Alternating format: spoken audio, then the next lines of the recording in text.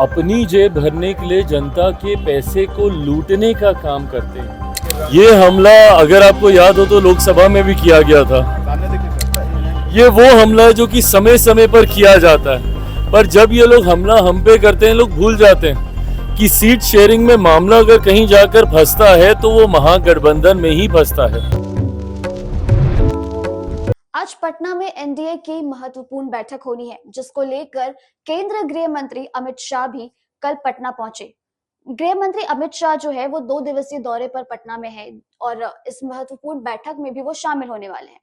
इसी को लेकर आज केंद्रीय मंत्री चिराग पासवान भी दिल्ली से पटना पहुंचे और पटना पहुंचने के बाद एयरपोर्ट पर उन्होंने संवाददाताओं से बात की और कहा कि आज एनडीए की महत्वपूर्ण बैठक जो बिहार में होनी है पटना में, उसमें मैं शामिल होने जा रहा हूं और एनडीए जो है वो काफी मजबूती से बिहार में इस बार सरकार बनाएगी।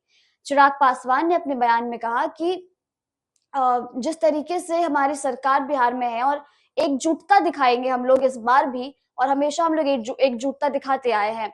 लेकिन उन्होंने साथ ही साथ विपक्ष की ओर भी निशाना साधा। उन्होंने कहा कि विपक्ष के ही पार्टी में जो है सीट शेयरिंग का फॉर्मूला कभी नहीं बैठता है ढंग से, लेकिन हम लोग आज इस जो महत्वपूर्ण बैठक होनी है उसमें चर्चा करेंगे कि किस तरीके से सीट शेयरिंग का फॉर्मूला जो है वो हम लोग बनाए। और क्या कुछ कह रहे हैं चिराग पासवान अपने इस बयान में, हम आपको उनके बयान के जरिए छोड़े जाते हैं।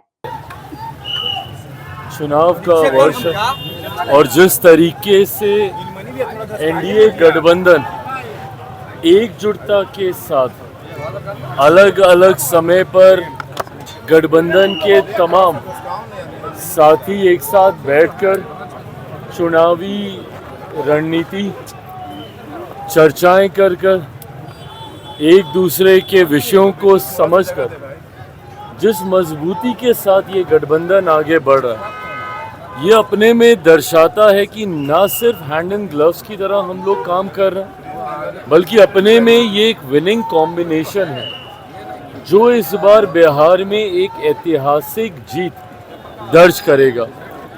कुछ समय पहले दिल्ली में भी एनडीए के तमाम नेताओं की मुलाकात बातचीत हुई। आज स्वयं गृह मंत्री बिहार में मौजूद हैं। जनसंपर्क कर जनता के माध्यम से तो वो इस बात को समझेंगे ही कि जनता की इस गठबंधन से क्या आशाएं हैं, पर साथ ही में गठबंधन के साथियों के साथ बातचीत से भी कैसे हम लोग चुनाव में अपने प्रदर्शन को और मजबूत और बेहतर कर सकें, इस दिशा में भी आज चर्चा होगी।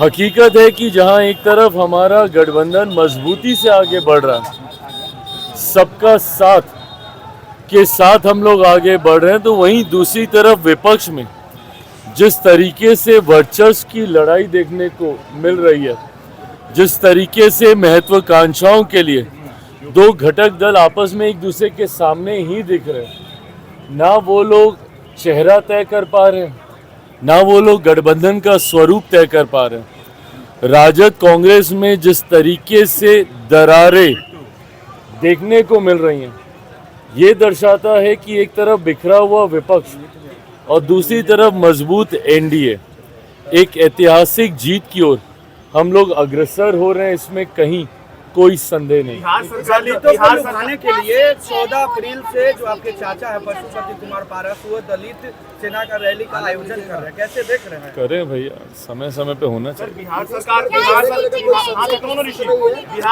अदालत गई है, चारा घोटाला में जो 950 करोड़ घपला हुआ था उसको वसूलने के लिए जो नेता लोग इसमें शामिल थे उनकी प्रॉपर्टीज बेची जाएगी। सर कैसे देखते हैं इसको? सर देखिए, होना चाहिए। जिस तरीके से कुछ लोग अपनी जेब भरने के लिए जनता के पैसे को लूटने का काम करते हैं, ऐसे में ज़रूरी है कि उस लूटे हुए पैसे से जो संपत्ति उन लोगों ने अर्जित की है उसके माध्यम से जितनी रिकवरी हो सके, जितना धन जो कि सरकार का है, जो कि जनता का है, जो कि जनता के लिए इस्तेमाल किया जाना चाहिए, उसकी रिकवरी जितनी संभव हो की जानी चाहिए। और दिन को लेकर के आपकी पार्टी का क्या चेहरे पे बहुत लगेगी? फैसला भी आ गया, याचिकाओं को खारिज कर दिया है। हाईकोर्ट ने, अब क्या? देखिए, अंतोगत्वा किस तरीके से छात्रों को न्याय मिले, ये प्रयास हम लोगों का था। न्यायालय में ये विषय गया, अंतोगत्वा न्यायालय के फैसले का हम सब सम्मान करते हैं। एनडीए की बैठक में क्या नीतीश कुमार पर जो संशय की स्थिति बना रहे हैं विपक्ष, क्या उनके चेहरे पर मुहर लग जाएगी? देखिए, ये विपक्ष के लिए ये मुद्दा है, हम लोग के लिए कभी मुद्दा नहीं रहा। मुख्यमंत्री जी का नाम, उनका चेहरा, एनडीए का चेहरा बिहार में कौन होगा, ये हम लोग के लिए चर्चा का विषय रहा ही नहीं है। समय समय पर गठबंधन ने इन बातों को स्पष्ट तौर से सामने रखा है। जैसा मैंने कहा कि आज संभवतः मुलाकात में चर्चाएं और विषयों पर होगी। इससे पहले जब चर्चा हुई थी तो इस रणनीति को तैयार किया गया था कि कैसे तमाम प्रदेश अध्यक्ष, हमारे हर घटक दल के प्रदेश अध्यक्ष एक साथ जनता के बीच जाएं, अलग अलग जिलों में कार्यक्रम करें, ताकि ये गठबंधन सिर्फ ऊपर के स्तर पे ना रहे, ये पेनिट्रेट हो, नीचे जिले तक, बूथ तक ये पहुंचे। और मुझे खुशी है कि इसके जो परिणाम हम लोग को देखने को मिल रहे हैं, जिस तरीके से हर जिले में ये कार्यक्रम आयोजित हुआ, पांचों दल के प्रदेश अध्यक्ष का एक साथ मूवमेंट रहा पूरे प्रदेश भर में, इससे ना सिर्फ हमारा गठबंधन मजबूत हुआ बल्कि बूथ स्तर तक के हमारे जो कार्यकर्ता हैं उनमें ये एकजुटता का संदेश गया, जिसका यकीनन लाभ हम लोगों को विधानसभा के चुनाव में मिलेगा। इसी प्रकार और क्या रणनीतियां हम लोग तैयार कर सकते हैं चुनाव से पहले। इन सीट शेयरिंग को लेकर, चिराग जी, सीट शेयरिंग को लेकर ये हमला अगर आपको याद हो तो लोकसभा में भी किया गया था। सामने देखिए सर, कितने एमिकेबली सीट शेयरिंग लोकसभा में हो गई थी। ये वो हमला है जो कि समय समय पर किया जाता है, पर जब ये लोग हमला हम पे करते हैं, लोग भूल जाते हैं कि सीट शेयरिंग में मामला अगर कहीं जाकर फंसता है तो वो महागठबंधन में ही फंसता है। महागठबंधन की प्रेस कॉन्फ्रेंस से ही इनके घटक दल को पीठ में खंजर भोंका गया, कह के उठ के जाना पड़ता है। तो सीट शेयरिंग सहज कभी महागठबंधन के लिए नहीं रहा। अभी तो 60 सीटें कितनी बार दी थी कांग्रेस को पिछली बार, 60-70 सीटें जो भी दी थी, 70 सीटें। तो अभी तो वर्चस्व की लड़ाई वहां पे भी होगी, जहां एक तरफ कांग्रेस कतई नहीं चाहेगी कि 70 से कम सीटें हम लोग को मिले, और नहीं मिलनी भी चाहिए।